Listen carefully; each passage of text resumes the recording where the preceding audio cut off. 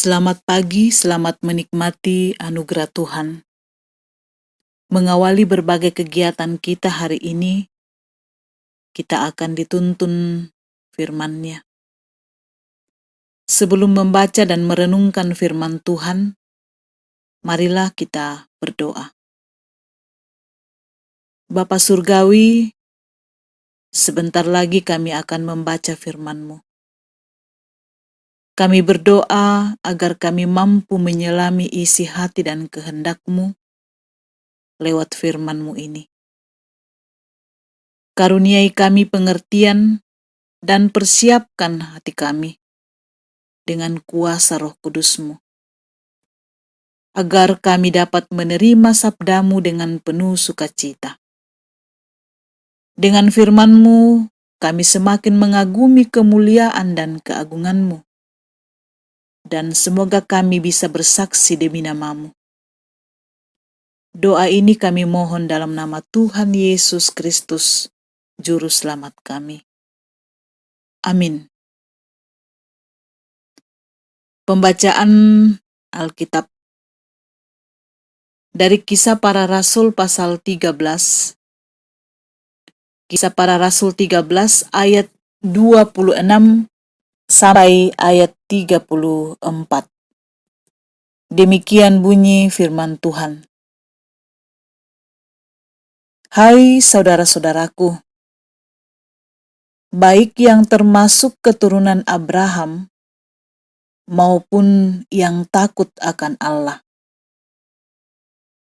Kabar keselamatan itu sudah disampaikan kepada kita. Sebab penduduk Yerusalem dan pemimpin-pemimpinnya tidak mengakui Yesus dengan menjatuhkan hukuman mati atas Dia. Mereka menggenapi perkataan nabi-nabi yang dibacakan setiap hari Sabat. Dan meskipun mereka tidak menemukan sesuatu yang dapat menjadi alasan untuk hukuman mati itu, namun mereka telah meminta kepada Pilatus supaya ia dibunuh. Dan setelah mereka menggenapi segala sesuatu yang ada tertulis tentang Dia, mereka menurunkan Dia dari kayu salib, lalu membaringkannya di dalam kubur. Tetapi Allah membangkitkan Dia dari antara orang mati. Dan selama beberapa waktu Ia menampakkan diri kepada mereka yang mengikuti Dia dari Galilea ke Yerusalem. Mereka itulah yang sekarang menjadi saksinya bagi umat ini. Dan kami sekarang memberitakan kabar kesukaan kepada kamu, yaitu bahwa janji yang diberikan kepada nenek moyang kita telah digenapi Allah kepada kita, keturunan mereka, dan membangkitkan Yesus seperti yang ada tertulis dalam Mazmur kedua. Anakku engkau, aku telah memperanakkan engkau pada hari ini. Allah telah membangkitkan Dia dari antara orang mati, dan Ia tidak akan diserahkan kembali kepada kebinasaan. Hal itu dinyatakan oleh Tuhan dalam firman ini. Aku akan menggenapi kepadamu janji-janji yang kudus, yang dapat dipercayai, yang telah kuberikan kepada Daud. Amin. Kita akan merenungkan firman Tuhan dengan tema mempersaksikan kebangkitan Kristus. Mempersaksikan kebangkitan Kristus. Saudara-saudara, belakangan ini kita selalu diingatkan untuk tidak mudah atau gampang percaya, bahkan menyebarkan berita yang baru kita dengarkan. Karena tidak dapat disangkal bahwa dari banyaknya berita yang masuk di telinga kita atau yang kita baca, banyak yang sifatnya hoax, yang memang dengan sengaja dibuat dan disebar untuk maksud tertentu. Misalnya, untuk memancing kemarahan pribadi atau juga kelompok-kelompok tertentu. Dengan demikian, sangat penting untuk meneliti kebenaran dari setiap berita yang kita dapatkan.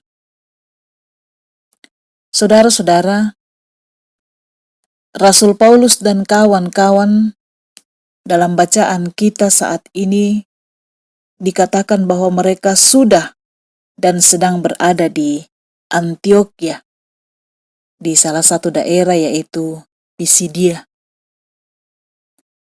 Di sana mereka hadir untuk memberitakan dan mengajar tentang kebenaran.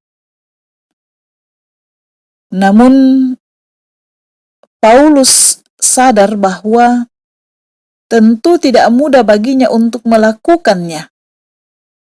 Meskipun berita yang ia akan sampaikan adalah berita sukacita, berita keselamatan, berita yang benar, berita yang terbukti. Tapi ia tahu siapa yang sedang ia hadapi. Keturunan orang Yahudi. Yang dalam hal ini masih merasa hidup dalam ketidakpastian karena penantiannya akan Mesias.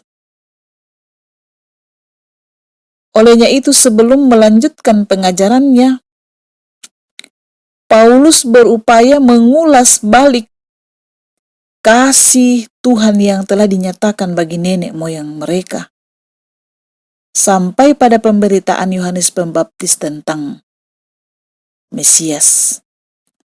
Ayat 18 sampai ayat yang ke-25. Itu Paulus lakukan bukan semata-mata mengingatkan, tetapi juga untuk meyakinkan agar mereka percaya bahwa Allah bekerja dan sungguh-sungguh mengasihi mereka melalui kelahiran Kristus, melalui penderitaan Kristus yang mati tetapi telah bangkit. Kemudian Paulus dalam ayat yang ke-26 menyapa mereka dengan sebutan keturunan Abraham dan orang-orang yang takut akan Allah. Paulus memulai penjelasannya dengan cara yang sangat ramah. Dan itu dilakukan tentu sangat terkait dengan yang telah diuraikan dalam ayat sebelum pembacaan kita. Cukup panjang Paulus menguraikan dan mempersaksikan tentang kebangkitan Kristus kepada mereka, agar mereka yakin dan percaya. Dan Paulus menguatkan penjelasan tentang kebangkitan Kristus dengan berkata, dalam ayat 32 dan 33, "Dan kami sekarang memberitakan kabar kesukaan kepada kamu, yaitu bahwa janji yang diberikan kepada nenek moyang kita telah digenapi Allah kepada kita." Tentu ini disampaikan Paulus untuk kembali mengingatkan mereka tentang siapa ia sebelum menjadi alat Tuhan. Tentu sudah masuk dalam telinga mereka, bahkan ada yang mengenal Paulus sebelum dipakai oleh Tuhan menyampaikan berita tentang kebenaran, menyampaikan tentang keselamatan. Paulus menuntun mereka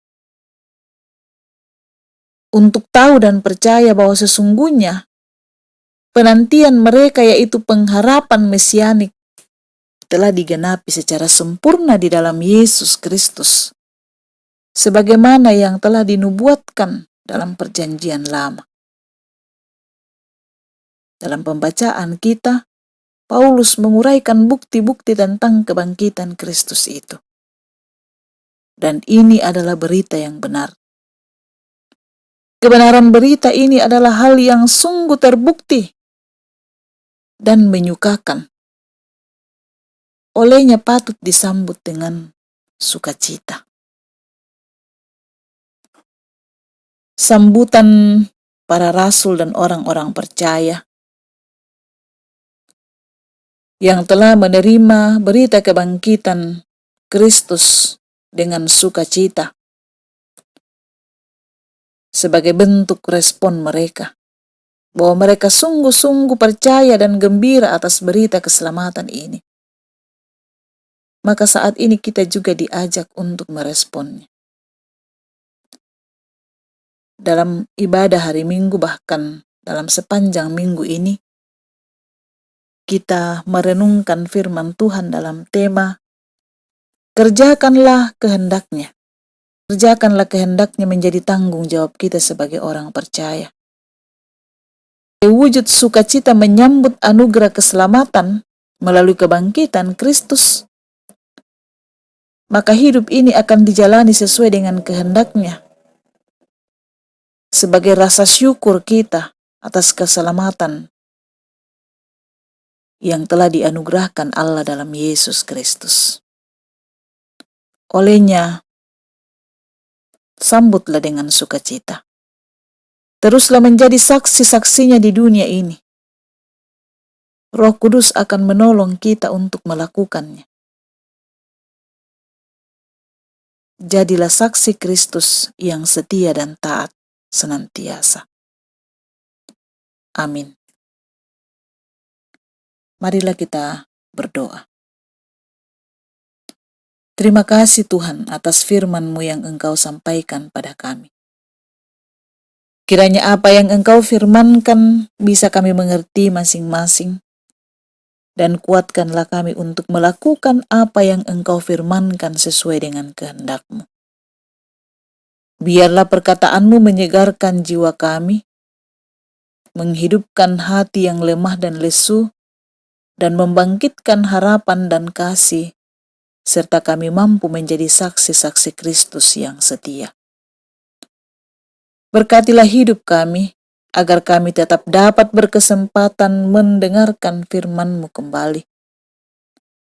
Berkatilah jemaat-Mu di setiap saat, tempat, dan kondisi hidup masing-masing, agar senantiasa selalu merindukan dan membutuhkan firman-Mu sebagai pelita kebenaran yang memerdekakan dan menghibur dan menguatkan. Bimbinglah kami untuk selalu hidup sesuai dengan kehendak-Mu, agar kami selalu dekat padamu. Berkati jemaat-Mu di sepanjang hidup hari ini, beri kuat dan sehat. Berkatilah bangsa kami. Di dalam nama Tuhan Yesus Kristus, kami berdoa dan mengucap syukur kepada Bapa di sorga. Amin. Demikian renungan kita hari ini. Selamat menikmati kasih Tuhan. Selamat beraktivitas. Tuhan memberkati.